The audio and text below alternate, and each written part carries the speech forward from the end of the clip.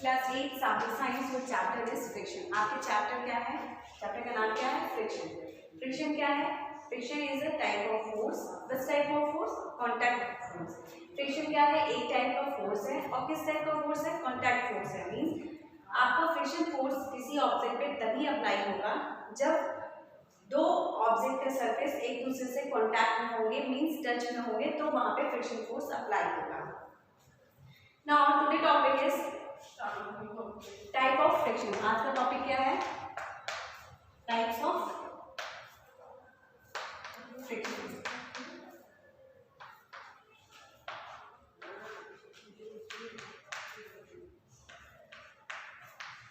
There are 3 type of friction. कितने तरह का फ्रिक्शन होता है? 3 टाइप्स का। First is static,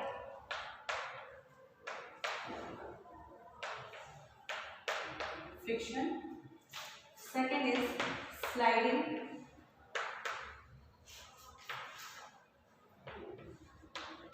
friction, and third is rolling friction.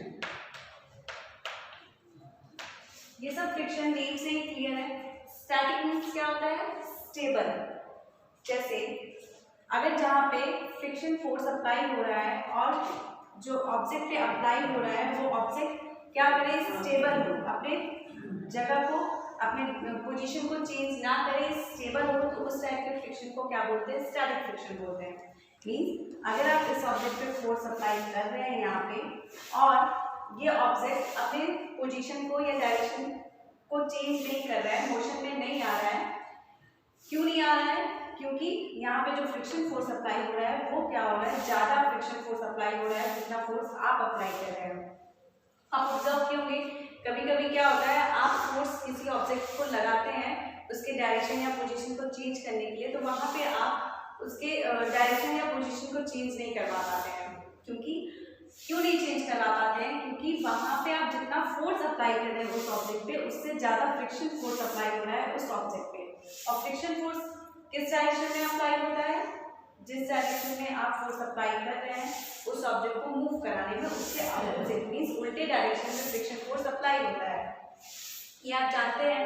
तो जब भी आप किसी ऑब्जेक्ट को मूव कराना चाह रहे हैं तो आपको क्या करना पड़ेगा? फ्रिक्शन फोर्स से ज्यादा वहां फोर्स अप्लाई करना पड़ेगा उसको मूव करने के लिए। बट क्या होता है, कभी कभी आप फोर्स अप्लाई करते हो बट वहां पे जो ऑब्जेक्ट पे अप्लाई कर रहे हैं वो ऑब्जेक्ट का पोजीशन या डायरेक्शन चेंज नहीं होता है। क्यों नहीं होता? क्योंकि वहां पे फ्रिक्शन फोर्स जो अप्लाई हो रहा है वो आपका ज्यादा अप्लाई हो रहा है जितना फोर्स आप अप्लाई करवा रहे हो उस ऑब्जेक्ट को मूव कराने के लिए। तो स्टैटिक फ्रिक्शन क्या हुआ? जब भी आप किसी ऑब्जेक्ट पे फोर्स अप्लाई कर रहे हैं वो अपनी डायरेक्शन या जगह को चेंज नहीं कर रहा है। क्यों नहीं कर रहा है? क्योंकि वहां पे जो फ्रिक्शन है वो ज्यादा है जितना फोर्स आप अप्लाई कर रहे हो। फ्रिक्शन क्या है? एक सेल्फ एडजस्टिंग फोर्स है। Means friction self adjusting force क्यों हम बोलते हैं फ्रिक्शन को? क्योंकि आप जब भी फोर्स अप्लाई करते हो किसी ऑब्जेक्ट को मूव कराने के लिए और जितना फोर्स आप अप्लाई करोगे उस ऑब्जेक्ट को मूव कराने के लिए उतना ही रेट से फ्रिक्शन फोर्स भी क्या करेगा? इंक्रीज करेगा उसको स्टॉप करने के लिए। क्योंकि फ्रिक्शन फोर्स क्या करता है? जो मोशन होता है मोशन को अपोज करता है, मीन्स स्टॉप करने की कोशिश करता है या फिर उसके स्पीड को कम करता है फ्रिक्शन फोर्स। तो फ्रिक्शन क्या है? सेल्फ एडजस्टिंग फोर्स है। जैसे ही आप किसी ऑब्जेक्ट के पे फोर्स ज्यादा लगाएंगे, इंक्रीज करेंगे फोर्स को, तो जो फ्रिक्शन है खुद ब खुद वहां पे इंक्रीज करेगा उस ऑब्जेक्ट पे, उसको उसके मोशन को अपोज करने के लिए या स्पीड को कम करने के लिए। तो फ्रिक्शन सेल्फ एडजस्टिंग फोर्स है। नाउ स्लाइडिंग फ्रिक्शन क्या है? नेम से क्लियर है। स्लाइडिंग मीन्स होता है घिसना। जब भी आप देखे होंगे जो स्लाइड वाला झूला होता है उस पर क्या करते हैं? आप स्लाइड करते हैं, घिसते हुए जाते हैं। तो स्लाइडिंग क्या है? जो भी ऑब्जेक्ट मूव कर रहा है स्लाइड में घिसते हुए उस पे अगर कोई फोर्स अप्लाई हो रहा है, मीन्स उस पर अगर फ्रिक्शन फोर्स अप्लाई हो रहा है तो उसको हम क्या बोलेंगे? स्लाइडिंग फ्रिक्शन बोलेंगे। जैसे ये ऑब्जेक्ट है, और ये ऑब्जेक्ट का सरफेस है, ये ग्राउंड का सरफेस, ये दोनों कांटेक्ट में है, यहाँ पे कांटेक्ट में है। फ्रिक्शन फोर्स आपका तभी किसी ऑब्जेक्ट पे अप्लाई होगा जब दो सरफेस एक दूसरे से कांटेक्ट में होंगे।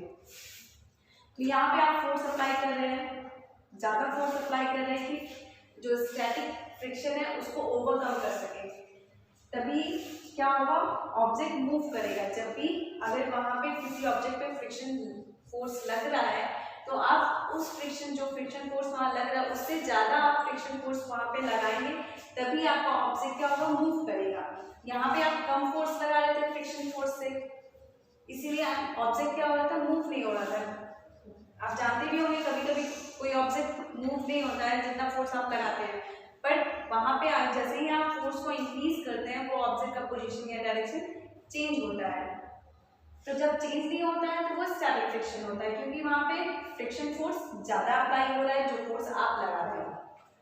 बट आप यहाँ पे ऑब्जेक्ट को मूव करा रहे हैं और ये ऑब्जेक्ट मूव हो रहा है, घिसते हुए मूव हो रहा है, मीन्स स्लाइड करते हुए मूव हो रहा है, तो उस टाइप और स्लाइड करते हुए मूव हो रहा है और फ्रिक्शन फोर्स क्या हो रहा है, अपोजिट डायरेक्शन में अप्लाई हो रहा है। इस टाइप के जो फ्रिक्शन फोर्स इस पे अप्लाई हो रहे हैं इस ऑब्जेक्ट पे, मीन्स जो ऑब्जेक्ट घिसते हुए जा रहे हैं और वहाँ पे जो फ्रिक्शन फोर्स अप्लाई हो रहा है उस टाइप के फ्रिक्शन को हम क्या बोलेंगे, स्लाइडिंग फ्रिक्शन बोलेंगे। तो स्लाइडिंग फ्रिक्शन को हम कैसे डिफाइन करेंगे,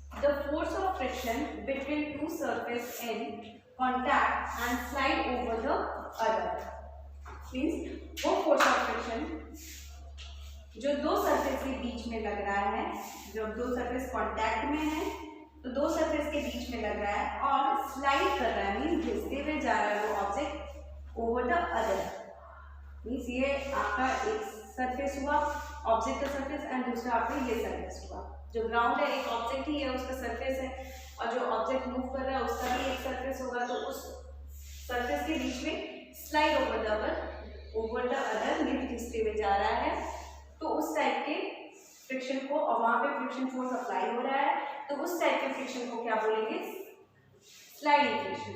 now ruling friction, ruling friction क्या होता है, जब भी कोई ऑब्जेक्ट आपका रोल करते हुए जाए, मीन्स घूमते हुए जाए, रोल करते हुए जाए, उस टाइप वहाँ पे अगर इस डायरेक्शन में ऑब्जेक्ट मूव कर रहा है तो फ्रिक्शन फोर्स किस डायरेक्शन में लगेगा, अपोजिट डायरेक्शन में लगेगा। तो अगर कोई ऑब्जेक्ट रोल करते हुए जा रहा है, मीन्स घूमते हुए जा रहा है और वहाँ पे जो फ्रिक्शन फोर्स अप्लाई हो रहा है उस टाइप के फ्रिक्शन को क्या बोलेंगे, रूलिंग फ्रिक्शन बोलेंगे। तो रूलिंग फ्रिक्शन को हम कैसे डिफाइन करेंगे,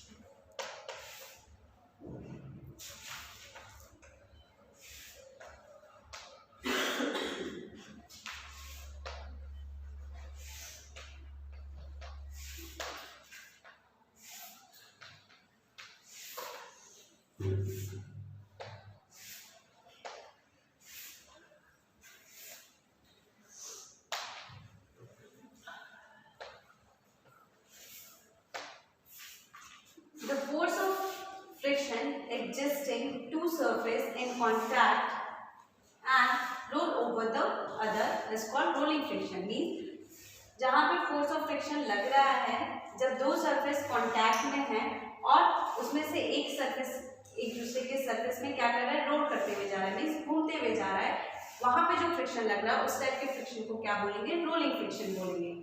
ये नेम से ही क्लियर है, रोलिंग मीन्स क्या होता है, जो ऐसे घूमते हुए जाते हैं उसको हम रोलिंग बोलेंगे।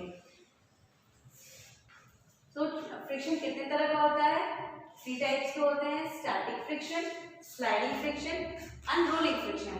अगर किसी ऑब्जेक्ट पे फ्रिक्शन फोर्स अप्लाई हो रहा है, जितना फोर्स आप उस ऑब्जेक्ट पे लगा रहे हैं मोशन में लाने के लिए या मूव करने के लिए, वो फोर्स क्या है, कम है।